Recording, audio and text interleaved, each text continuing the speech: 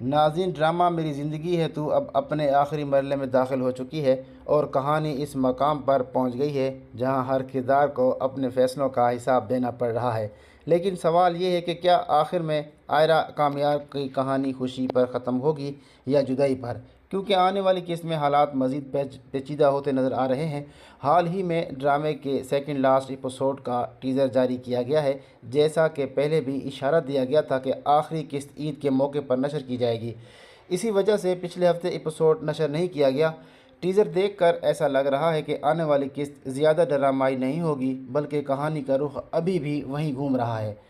آئرہ اس وقت شدید پریشانی میں ہے کیونکہ اس کے والد ہسپتال میں ہیں، مگر حیران کن بات یہ ہے کہ اتنی بیماری کے باوجود بھی عرفان صاحب اپنی بیٹی کا چہرہ دیکھنے کے لیے تیار نہیں۔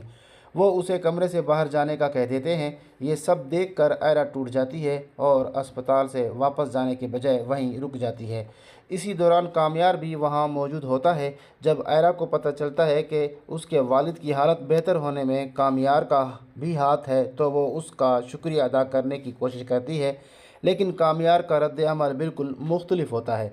آئرہ جب اس کا ہاتھ پکڑتی ہے تو کامیار فوراً اپنا ہاتھ چھڑا لیتا ہے اور سرد لہجے میں کہتا ہے کہ یہ مت سمجھنا کہ میں نے یہ سب تمہاری محبت میں کیا ہے، میں اب بھی وہی انسان ہوں اور تم بلا وجہ میرے پیچھے اپنی زندگی ضائع کر رہی ہو۔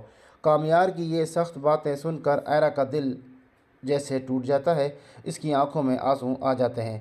ناظرین، اگرچہ کامیار کے دل میں بھی ہلکی سی نرمی پیدا ہوتی ہے، مگر وہ اس نظر انداز کر کے وہاں سے چلا جاتا ہے۔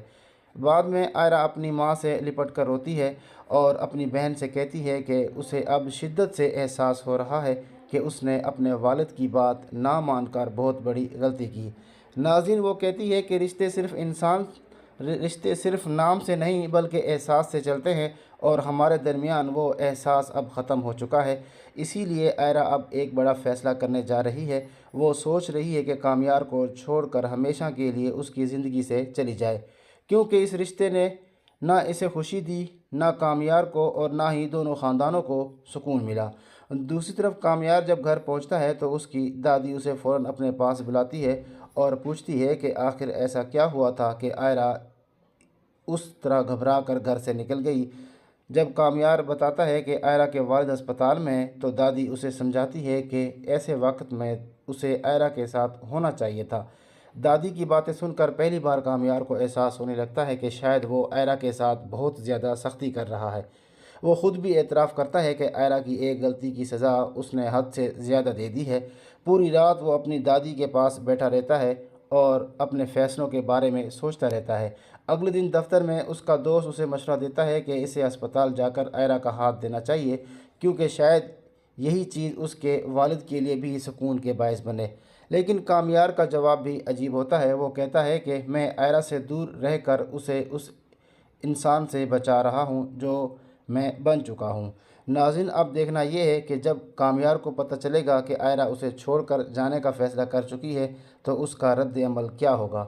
کیا واقعی اپنی ضد چھوڑ دے گا یا پھر ان دونوں کی کہانی ہمیشہ کے لیے ختم ہو جائے گی؟ آپ کے خیال میں اس ڈرامے کا انجام کیا ہونا چاہیے؟ اپنی رائے کمنٹ سیکشن میں ضرور بتائیے گا۔